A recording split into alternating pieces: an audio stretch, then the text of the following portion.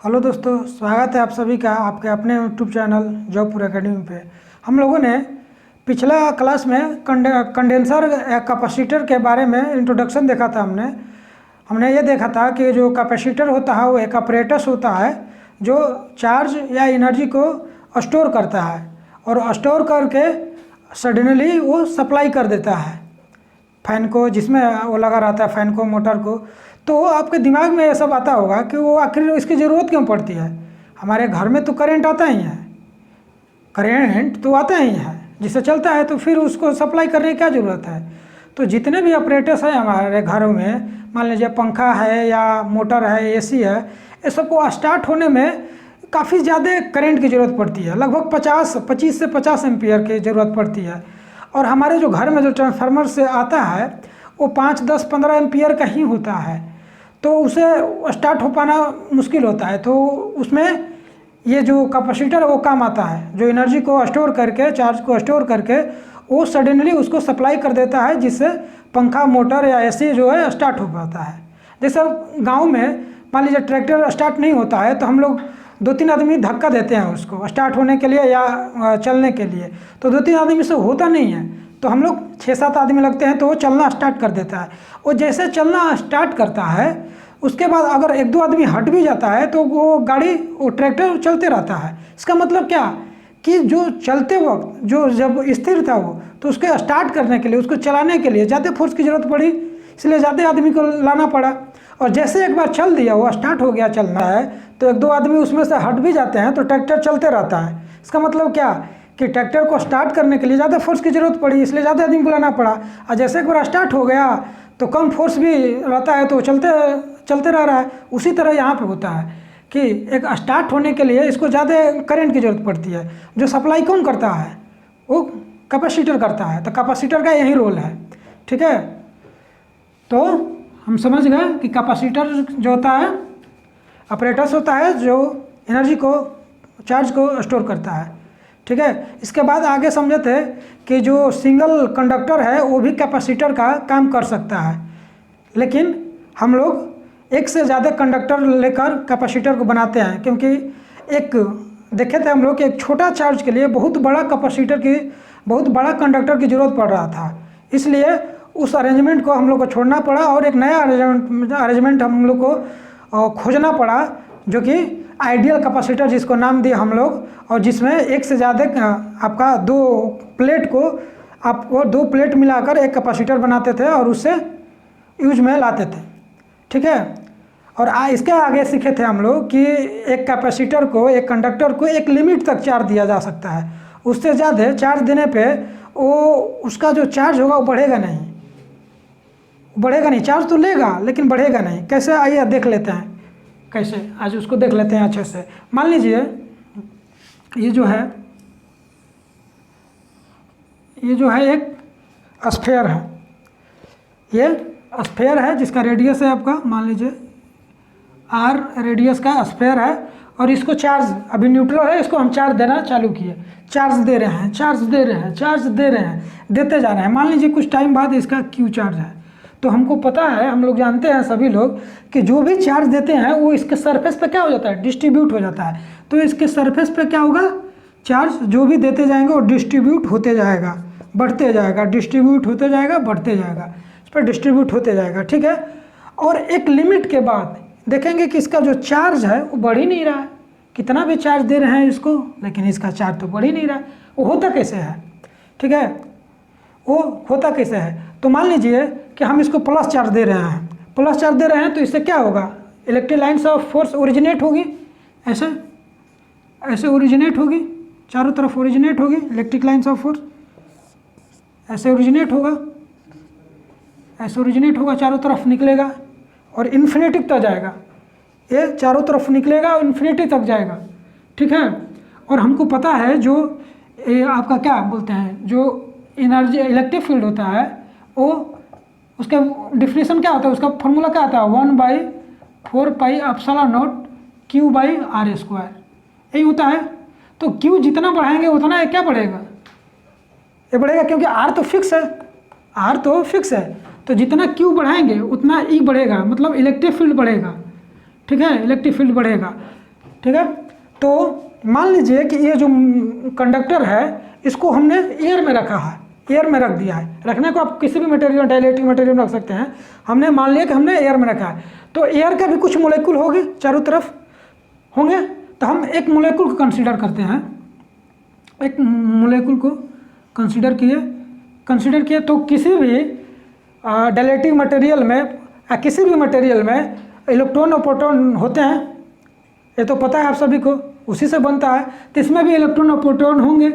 तो जो प्रोटॉन होगा वो पॉजिटिव चार्ज के काम करेगा।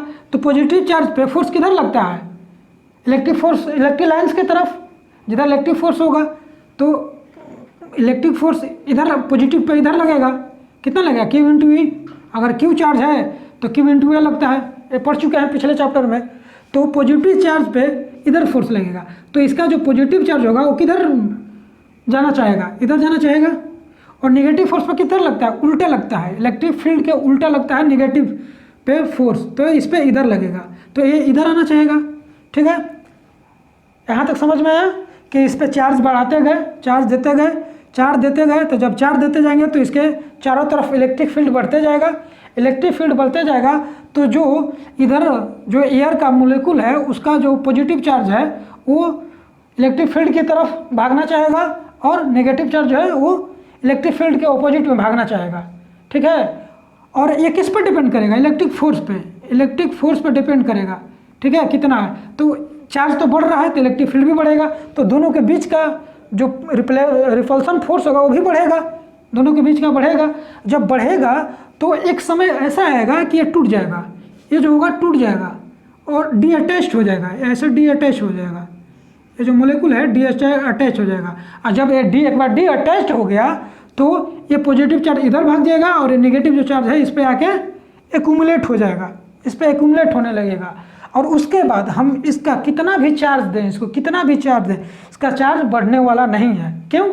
क्योंकि उसके बाद ये उतना क्या बोलते हैं, नेगेटिव चार्ज लेकर अपने आप को न्यूट्रलाइज करते जाएगा। ठीक है, और ये जिस वैल्यू पर, जिस इलेक्ट्रिक वैल्यू पे ये होता है उसको हम लोग बोलते हैं डाइलेक्ट्रिक स्ट्रेंथ। ठीक है, और इसको टूटने को बोलते हैं हम लोग पोलराइजेशन, और इस पूरे फिनोमेना के कोरोना डिस्चार्ज बोलते हैं। ये आगे पढ़ेंगे, अभी एक दो क्लास बाद आएगा, पूरा डिटेल में पढ़ेंगे। तो इस तरह से जब चार्ज देंगे और इसका वैल्यू होता है आपका 3 इंटू 10⁶, इतना इसकी वैल्यू होती है। इतना इलेक्ट्रिक फील्ड के बाद ये जो होता है डी अटैच होता है। एयर के लिए बोल रहा हूँ मैं, जब एयर की बात हो तो इतना के बाद ये डी अटैच होता है। अलग अलग मटेरियल के लिए अलग अलग होता है, एयर के लिए इतना होता है। ठीक है, मतलब इतना क्या होता है, डाइलेक्ट्रिक स्ट्रेंथ एयर का इतना होता है। इसके बाद इतना इलेक्ट्रिक फोर्स पे ये जो होगा ये टूट जाएगा। ठीक है, तो ये समझ में आ गया कि एक लिमिट के बाद जो कंडक्टर है, जो कैपेसिटर है, वो चार्ज लेना बंद कर देता है। वो क्यों, आप लोग समझ गए। ठीक है, और इसके बाद हम लोग जाने थे कि जो कैपेसिटेंस होता है वो कैपेसिटी होता है किसका, कैपेसिटर का। ठीक है, जो स्टोर करता है चार्ज को, इलेक्ट्रिक एनर्जी को, जितना ज़्यादा स्टोर करेगा उतना ज़्यादा उसका कैपेसिटेंस होगा। और वो डिपेंड किस पे करता था, शेप और साइज और मटेरियल पर, किस मटेरियल में रखा जाएगा। ठीक है, तो शेप पे कैसे वो करता है, शेप पे तो आपको पता है कि आर बढ़ेगा, क्योंकि आपको पता था सी का हम लोग निकाले थे, क्या निकालते हैं, सी का फॉर्मूला निकाले थे ना, 4πε0 आर, किसके लिए, एक स्फीयर के लिए। तो आर बढ़ेगा तो इसका साइज बढ़ेगा तो इस पर डिस्ट्रीब्यूशन की, चार्ज डिस्ट्रीब्यूशन ज़्यादा होगा तो चार्ज बढ़ेगा। ठीक है, और अगर साइज अलग अलग हो, शेप अलग अलग हो, तो साइज, शेप और मटेरियल देखे थे, तो साइज तो समझ गए। शेप की अगर बात की जाए तो शेप अलग अलग हो तो भी बोले थे कैपेसिटेंस बदलेगा, चेंज होगा। ठीक है, उसके लिए अलग अलग होगा। तो कैसे, एक बार समझने की कोशिश करते हैं। मान लीजिए ये एक स्फीयर है, ठीक है, और ये दूसरा एक फिगर है जो दूसरे टाइप का है। मान लीजिए ऐसे कुछ है, मान लीजिए। ठीक है, इसका रेडियस आर है। ठीक है, अब इस पे चार्ज देते गए, इस पे चार्ज देना चालू किए, इस पे चार्ज देते गए,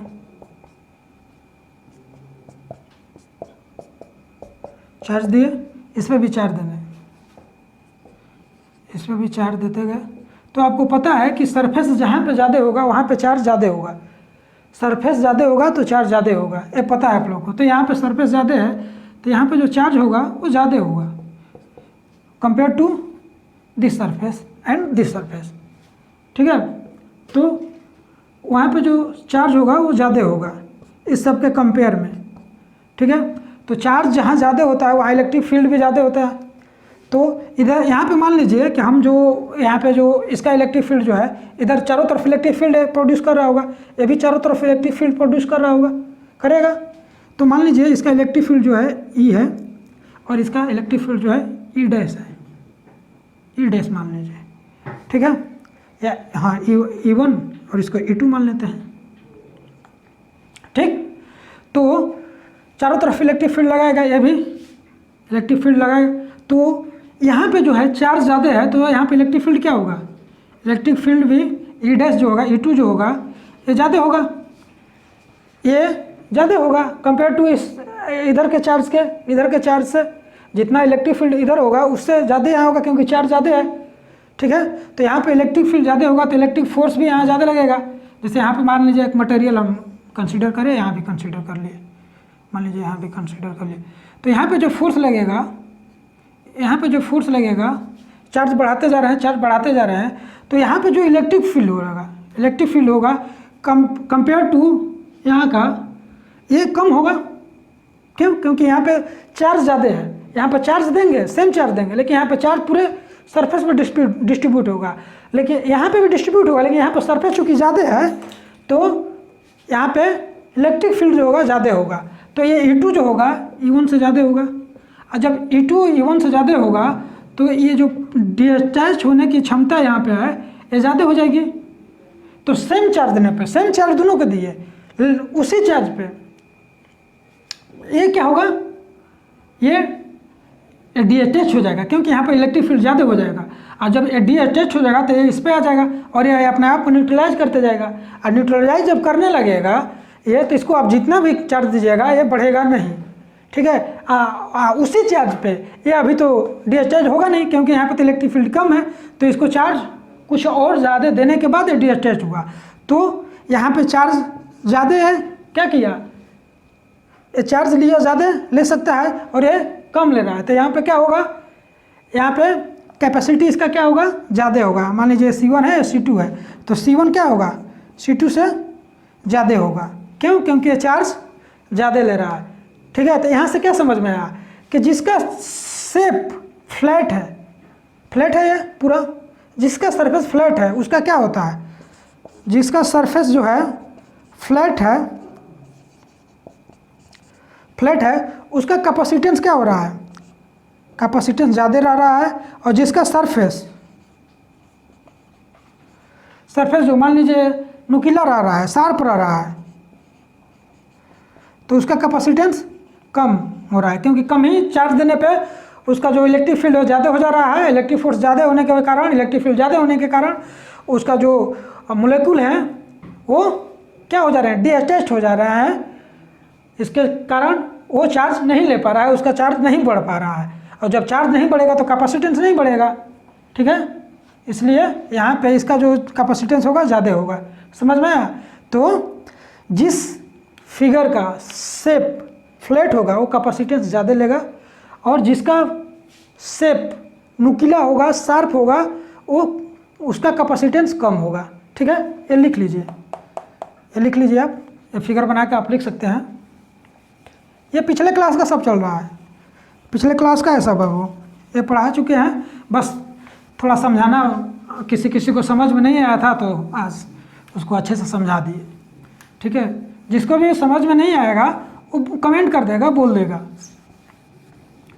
तो यहाँ तक समझ गए कि शेप फ्लैट होगा तो उसका कैपेसिटेंस ज़्यादा होगा और शार्प होगा तो कम होगा, मतलब शेप पे डिपेंड करता है, ये मालूम चल गया हम लोग को।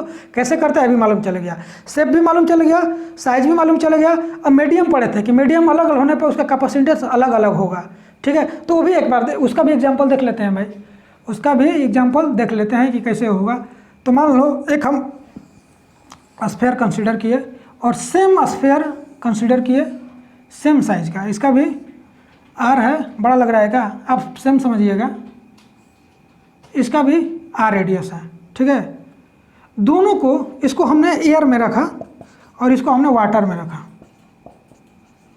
ठीक है, इसको एयर में रखा, इसको वाटर में रखा, ठीक है। दोनों को चार्ज देना चालू किए, दे रहे हैं, चार्ज दे रहे हैं, चार्ज दे रहे हैं, देते जा रहे हैं, ये लेते जा रहा है, चार्ज लेते जा रहा है, हम देते जा रहे हैं, आप भी दीजिएगा, ठीक है, देते जा रहे हैं और ये डिस्ट्रीब्यूट होते जा रहा है, ठीक है। और ये इस पर भी डिस्ट्रीब्यूट होते जा रहा है, पानी में तो क्या हुआ, डिस्ट्रीब्यूट तो होगा ही, ठीक है। आदमी थोड़ी है पानी में जाएगा तो मर जाएगा, इस पर भी डिस्ट्रीब्यूट हो रहा है चार्ज, ठीक है। चार्ज डिस्ट्रीब्यूट होते जा रहा है, होते जा रहा है, हम देते जा रहे हैं, ठीक है, आप भी देते जा रहे हैं, तो क्या होगा, क्या होगा, एक समय ऐसा आएगा कि इसका जो मोलेकुल है एयर का वो टूट जाएगा, डी अटैच हो जाएगा, सॉरी डी अटैच हो जाएगा, अरे भाई सही बन, ठीक है, डी अटैच हो जाएगा और एक वैल्यू के बाद ये अपने आप को न्यूट्रलाइज करते जाएगा, ठीक है। तो अगर हम इसका कैपेसिटेंस निकाले, C1 मान लीजिए इसका कैपेसिटेंस है, तो कितना हो जाएगा 4 पाई एप्सिलॉन नॉट आर, यही होगा, ठीक है। ये आर जो होता है एयर के लिए होता है एप्सिलॉन नॉट, और इसका अगर हम कैपेसिटेंस निकालें C2 तो इसका हो जाएगा, ये वाटर है तो उसके लिए हम बताए थे कि जो परमेबिलिटी होता है वो चेंज हो जाता है, उसका क्या लिखते हैं, उसको हम लिखते हैं E relative permittivity into permittivity of air. तो यहाँ पे क्या लिखेंगे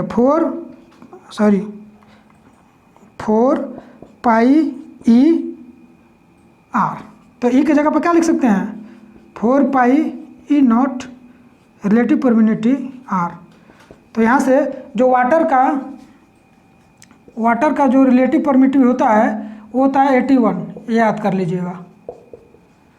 वाटर का परमेबिलिटी कितना होता है 81, तो यहाँ पे 81 रखिए, 4 pi into epsilon not into 81 into r, 4 यहाँ से 81 हम बाहर ले लेते हैं, ये हो गया 4 पाई एप्सिलॉन नॉट आर। ये देखेंगे कि कितना आ गया, ये आ गया 81 इंटू C1, ये C1 के बराबर आ गया, तो लिख सकते हैं हम C2 बराबर, मतलब क्या कि C1 में 81 मल्टीप्लाई करेंगे तो कितना आएगा C2 आएगा, मतलब कि C2 जो है C1 से बड़ा है बड़ा, मतलब इसका जो कैपेसिटेंस है इससे ज़्यादा है, ठीक है। मतलब इसका जो एनर्जी या कहिए चार्ज स्टोर करने की क्षमता है इससे ज़्यादा है, क्यों, क्योंकि वाटर में है, ये एयर में है, ठीक है। तो वाटर में है तो वाटर का परमेबिलिटी हम रखेंगे, ठीक। तो इसका मतलब कि यहाँ पे जितना फोर्स लग रहा है इसमें डी अटैच होने में मोलेकुल को, उससे इस पे कितना गुना लगेगा 81 टाइम्स ज़्यादा फोर्स लगेगा डी अटैच होने में। मतलब कि जब हम जो मटेरियल जब हम कैपेसिटर को, कंडक्टर को कहाँ पे रखेंगे, किसी स्ट्रॉन्ग मटेरियल में रखेंगे। मटेरियल जब स्ट्रॉन्ग हो, मतलब क्या हो, मान लीजिए सॉलिड हो, या जब कंपेयर करेंगे, जब सॉलिड और वाटर होगा तो सॉलिड का ज़्यादा हो जाएगा, ठीक है। तो कंपेयर कर लीजिएगा तो उसका कैपेसिटेंस क्या होगा, ज़्यादा होगा। जब मटेरियल क्या हो, वीक हो, ठीक है, मतलब एयर हो, तो क्या होगा, इसका कैपेसिटेंस कम होगा कंपेयर टू दिस मटेरियल। यहाँ पे हम लोग देख लिए, ठीक है, समझ में आया, क्लियर है, ठीक है। तो इसको लिख लीजिए, ठीक है, पॉज करके लिख लीजिए, मैं मिटाता हूँ इसको। तो हम लोग समझ गए कि शेप, साइज और मटेरियल पर डिपेंड करता है कैपेसिटेंस, अच्छे तरीके से समझ गए, एग्जाम्पल के साथ समझ गए।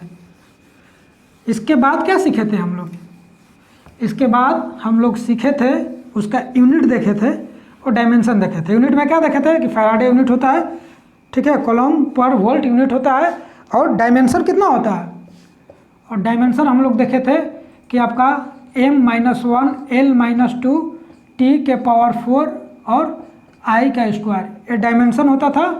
और यूनिट क्या होता था, यूनिट पढ़े थे हम लोग फैराडे या कूलम पर वोल्ट, यही पढ़े थे। ठीक है, तो इसको याद रखिएगा। ठीक है, और आज हम लोग पढ़ने जा रहे हैं types of capacitor, types of capacitor. आइए अब हम लोग देखेंगे क्या, टाइप्स ऑफ कैपेसिटर। तो आइए देखते हैं types of capacitor. Types of capacitor,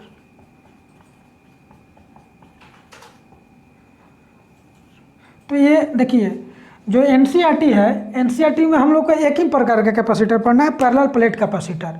लेकिन क्वेश्चन जो है वो पैरेलल प्लेट कैपेसिटर से भी आता है, स्फेरिकल प्लेट कैपेसिटर से भी आता है, सिलिंड्रिकल से भी आता है। तो हम लोग तीनों पढ़ेंगे यहाँ पे। ठीक है, तो पहला जो है वो है parallel plate capacitor, parallel plate capacitor. दूसरा है spherical plate capacitor, plate capacitor. तीसरा और लास्ट जो है cylindrical,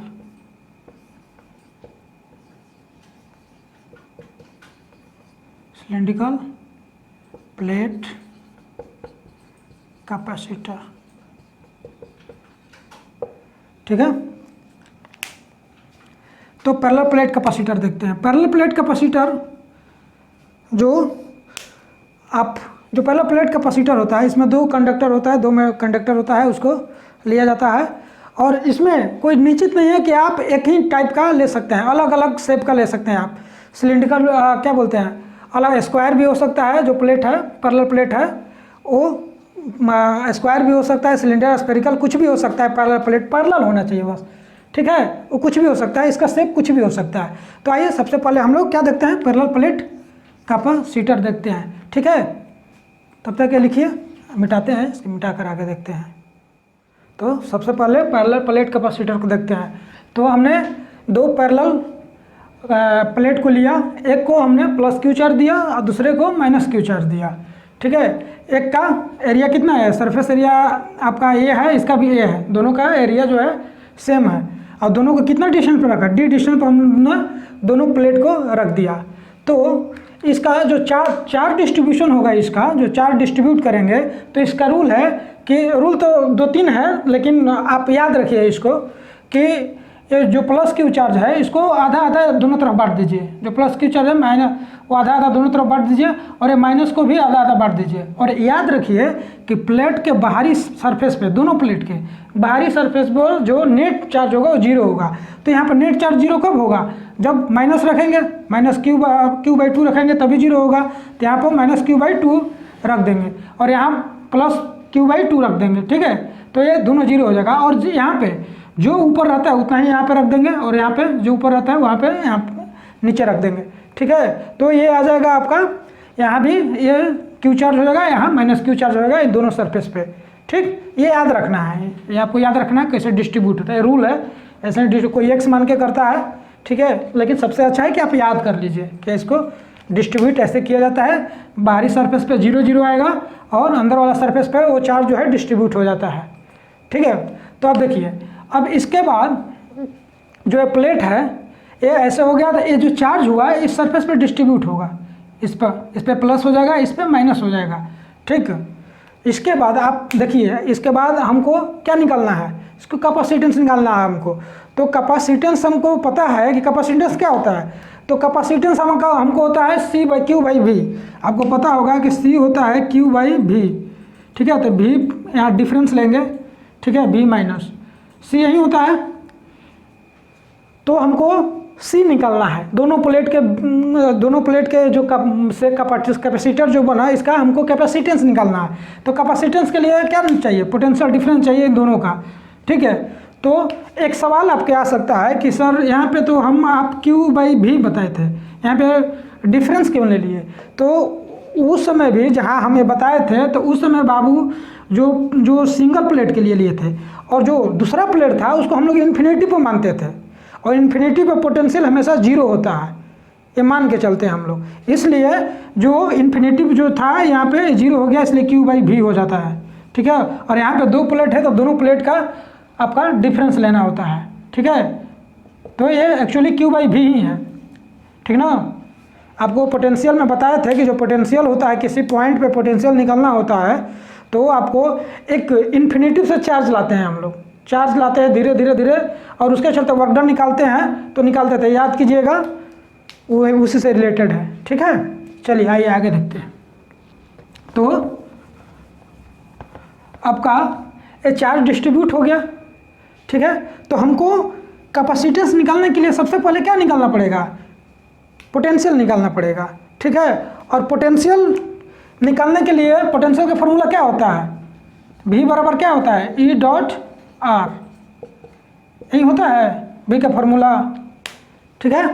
V dot E dot R, V बराबर होता है E डॉट R, इसका क्या फॉर्मूला होता है, तो ये क्या हो जाएगा, E R cos थीटा हो जाएगा V बराबर। तो हमको अब यहाँ से E मालूम होना चाहिए, R तो मालूम है, थीटा आपका 0 हो जाएगा, क्योंकि जिधर आपका, अभी देखते हैं E कैसे मालूम होगा।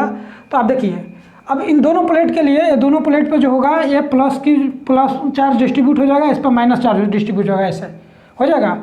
तो अगर हम बोले कि यहाँ पे इधर इसके बीच में जो होगा लाइंस, इलेक्ट्रिक लाइंस किधर होगा, कैसे होगा, तो आपको पता है कि जो प्लस चार्ज होता है वो ओरिजिनेट करता है इलेक्ट्रिक लाइंस को, ठीक है। तो ये प्लस चार्ज है, इससे क्या होगा, इलेक्ट्रिक लाइन से ऐसे निकलेगा, ऐसे निकलेगा, ऐसे निकलेगा, ठीक है। तो इधर निकला, इधर भी निकलेगा, इसके चलते इधर भी निकलेगा आपका, ठीक है, इधर भी निकलेगा, लेकिन इधर 0 हो जाएगा। मैं बताता हूँ कैसे। इधर से हमको मतलब है नहीं, ऐसे हम दोनों प्लेट के बीच से मतलब है, ऐसे मैं बता रहा हूँ कि इधर 0 होगा, क्यों होगा बता रहे हैं हम। तो इसके चलते इधर फोर्स होगा, इधर होगा इलेक्ट्रिक लाइन ऑफ फोर्स, और ये माइनस क्या करता है, टर्मिनेट होता है माइनस पे, माइनस में टर्मिनेट होता है इलेक्ट्रिक लाइन्स ऑफ फोर्स। तो इस पर जो फोर्स लगेगा वो इलेक्ट्रिक लाइन्स का जो डायरेक्शन होगा इलेक्ट्रिक फील्ड का, वो उसके चलते भी ये इधर होगा, ऐसा होगा। तो इसके चलते इधर और इसके चलते भी इधर, तो नेट इलेक्ट्रिक फील्ड किधर हो जाएगा, इधर हो जाएगा। तो ये बीच में जो इलेक्ट्रिक फील्ड का जो डायरेक्शन होगा जो दोनों प्लेट के बीच में, तो इधर हो जाएगा। अगर हम बात करें इधर कहीं बात करें, तो इधर तो मान लीजिए कि ये इसके चलते जो है, इसके चलते जो फोर्स लगेगा इस पर इलेक्ट्रिक लाइन्स ऑफ फोर्स होगा, तो किधर होगा, इधर होगा, ठीक है। और इसके चलते तो ये इसके चलते तो इधर ये होगा, क्योंकि ये टर्मिनेट करता है, ठीक है। तो ये टर्मिनेट करेगा, तो चूंकि ये इधर लगा रहा है, ये इधर लगा है, तो दोनों के जो डिफरेंस होगा वो होगा यहाँ पे नेट, ई नेट। तो देखिए यहाँ पे जो इतना प्लस क्यू चार्ज है उतना ही माइनस क्यू चार्ज है। ये तो शुरू में बता चुके हैं कि कैपेसिटर में एक प्लेट को जितना प्लस क्यू चार्ज देते हैं, दूसरे प्लेट को उतना ही माइनस क्यू चार्ज देते हैं, ठीक है।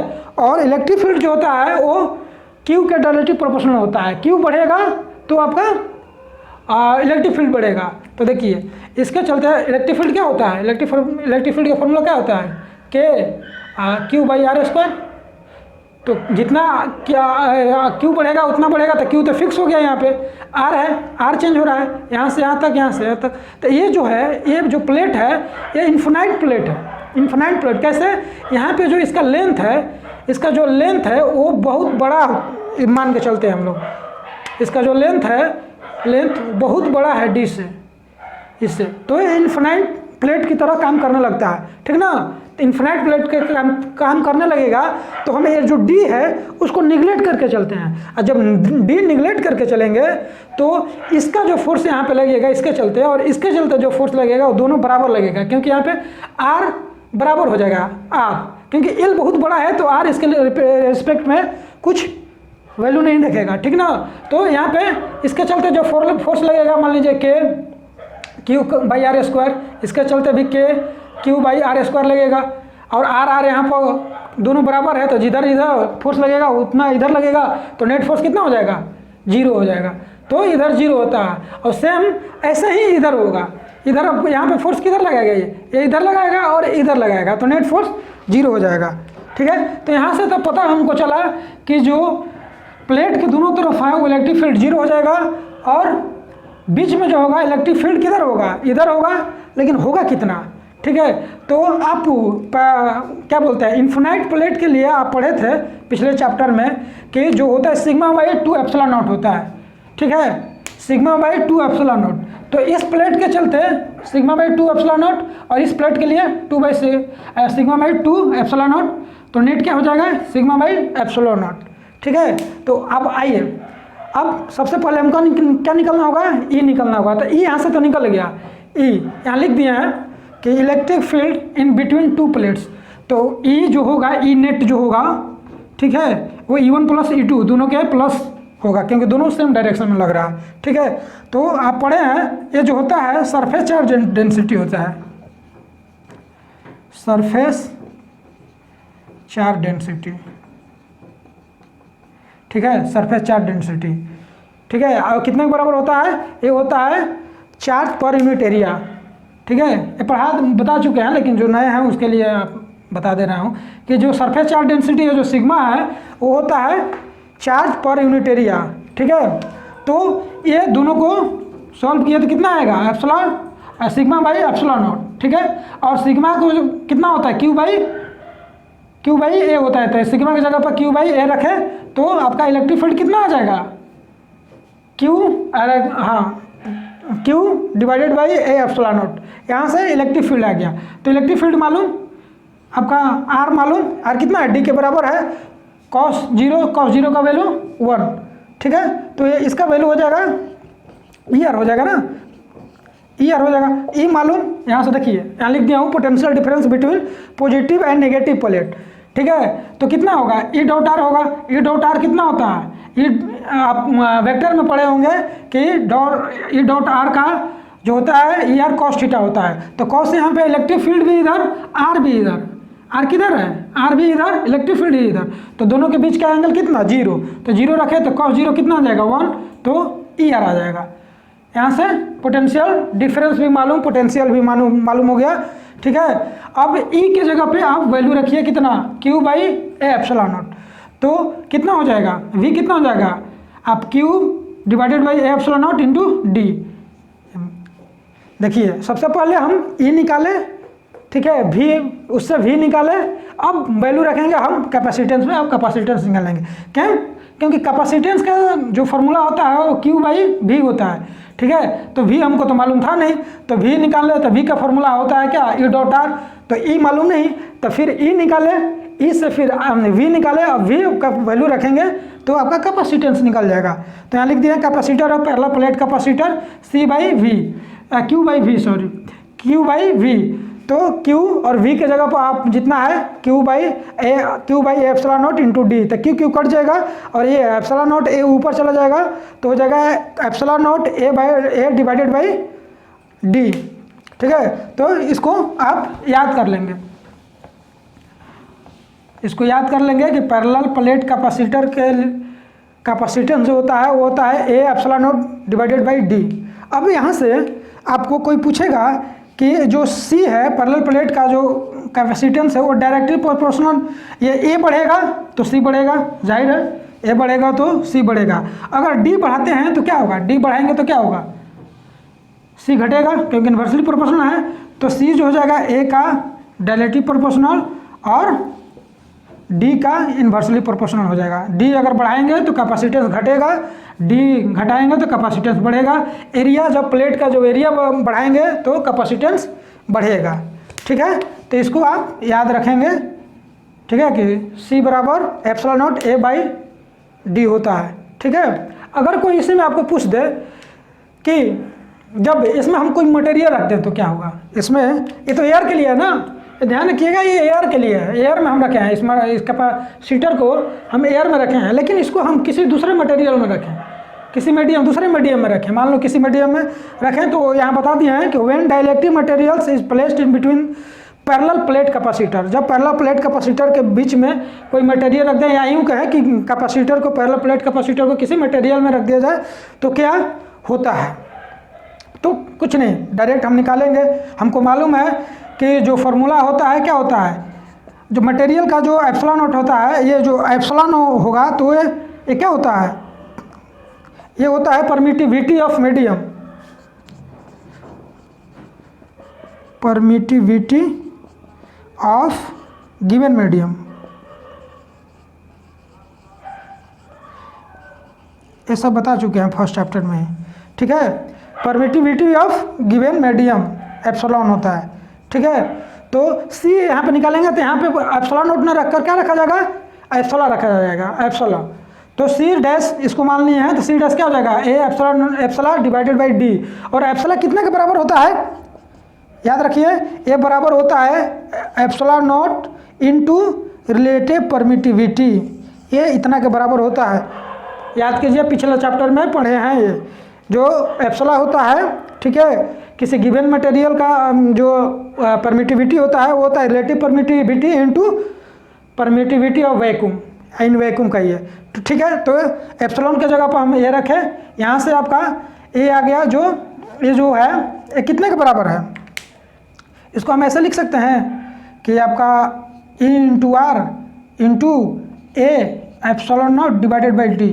तो ये कितना आएगा, एक इसका वैल्यू क्या है, सी के बराबर है, सी का ही वैल्यू है ना, तो ई आर के इसके जगह पर सी रख दिए तो आपका सी डैश क्या हो जाएगा, relative permittivity into capacitance of parallel plate capacitor, ठीक है। तो अगर कोई इसी मीडियम में रखा हो, यहाँ से आप डायरेक्ट याद रखेंगे न्यूमेरिकल के लिए कि अगर किसी मीडियम में रखा हो तो उस मीडियम का रिलेटिव परमिटिविटी जितना होगा उससे सिर्फ कैपेसिटर का जो कैपेसिटेंस होगा उसमें मल्टीप्लाई कर देंगे तो उसका कैपेसिटेंस आ जाएगा, ठीक है, याद रहेगा, ठीक।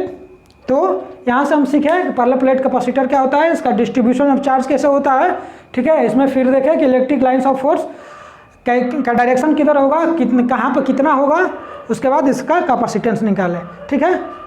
आई थिंक समझ में आया होगा। चलिए आगे देखते हैं आप यहाँ